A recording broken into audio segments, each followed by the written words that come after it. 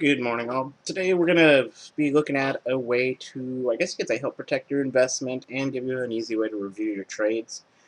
It's going to be how to record your screen once you're in a trade. As most of you know, if you're dealing with these offshore brokers, sometimes you will see a trade and clearly on your screen and their screen, in some cases, it looks like it was a win, and yet they give you an OTM, or they do that lovely little trick where they'll put it pending, and then 5 minutes later it comes out of pending, and it's all of a sudden you have a loss. So the software we're going to be working with today is the one I'm actually using to record this video. It's called HyperCam 2. Um, the first thing you'd want to do is download the software.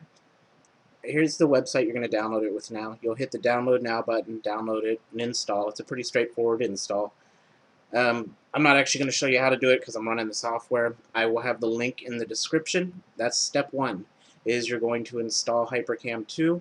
Once it's installed, do not open it up, do not run it. Our second step is that we're going to need what is called a codec. A codec just basically lets you compress the video without losing a lot of quality so that your video size is small. We don't want the videos to be like 3 gigabytes for a 5 to 7 minute video, or for a 60-second one, we don't want it to be 10 gigabyte. We want some nice, small, high quality videos. So the second step you do, again, first step, go to the link down below, install HyperCam, do not open it, just install it. Second one, we're going to do, and depending on what you have, Windows or Mac, just go ahead and you click it, install the codec pack. There's going to be a screen that has 3 options on it. It says XVID, XVID, and then MPEG. Put a check mark on all of those, install the codec pack. Once you have the codec pack installed, then you can go ahead and open up HyperCam. I believe if you have Windows XP, it might ask for a reboot, but Windows Vista and up, it should just install, and then HyperCam will be able to see the codec pack. So the next thing we're going to do is let's go ahead and take a look at the software. This is the software. It's a very simple software to use. Let's start off with what it can do. Screen area. So from screen area, you can do 2 things. You'll need to select it. If you select region, it's what it does. It gives you a cursor, and you just drag and drop the area of the screen you want to record. So if you want to omit certain portions of your screen, you can. Or you can do select window, and it'll pick the window that you want to record.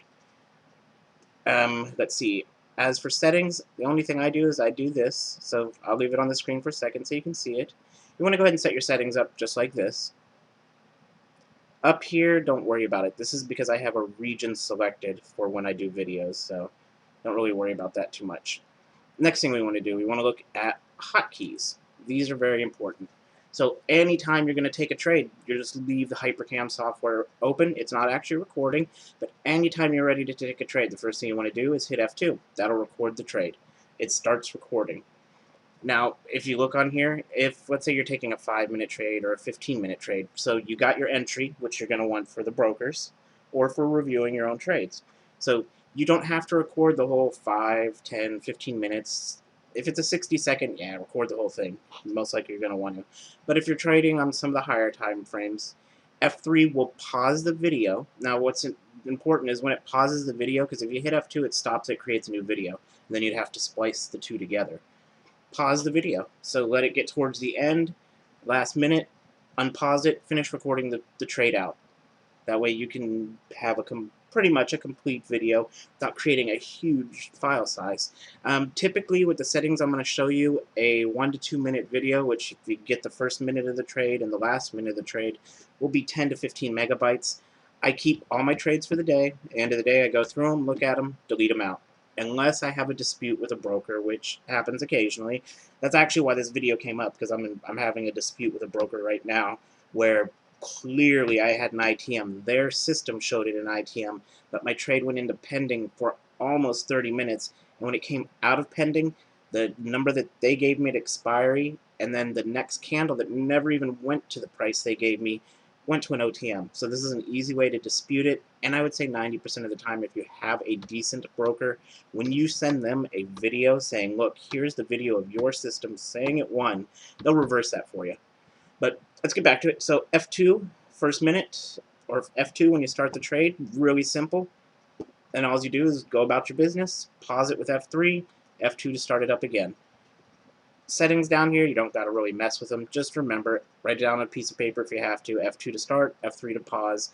While it's paused, if you hit F4, it takes a screenshot. F4 does not take a screenshot when it's taking video. It only takes a screenshot when it is paused.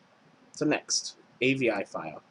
Okay, so mine is already pre-set up, but is what it's going to do is this is going to tell you where your videos go. Mine's in my documents folder, and it names it automatically if you put add sequential number to the file name. So I record a video. This video that I'm recording right now is actually going to be one clip 115. If I record another video, it's clip 116. It's very easy. Once you're done with it, if you need to find it, you just click Open Output Folder. It will open the folder for you where your videos are being downloaded. Make sure you do have add sequential number to the file name. Take a look at the settings here. We want to make sure it's 331 keyframe every 100 frames.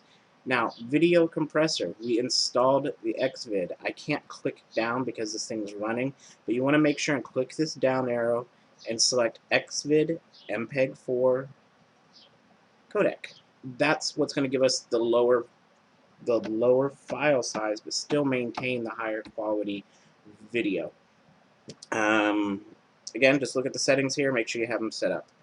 Sound, important. I'm using a webcam sound. I would usually use a headset, but I found my webcam works great, so I don't have to put a headset on when I do videos anymore. But I don't know if it'll let me. Again, it's recording. You just pick out what your sound source is there. Make sure you have it. Tube stereo, 16-bit. If I sound okay, these settings should be good for you too. Options, you can record cursor.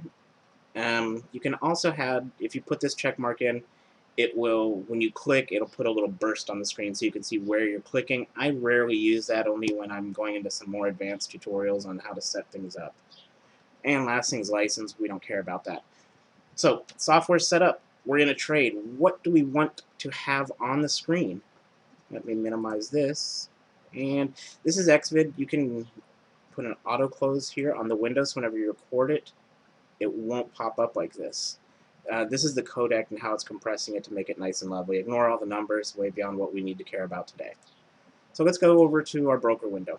When you get into a trade, ideally what you want to record is their window, the movement of the candle, and the current price. So again, the way this works, you're about to take a trade. You simply hit F2 to start recording. Once you hit F2, make sure you just leave everything here, record the beginning of the trade. You want to get your strike price so that it is recorded what price you got entry at. We'll be able to see it right here, and it'll say entry price, or if not, you need to make sure that on your screen you can see it records the strike price.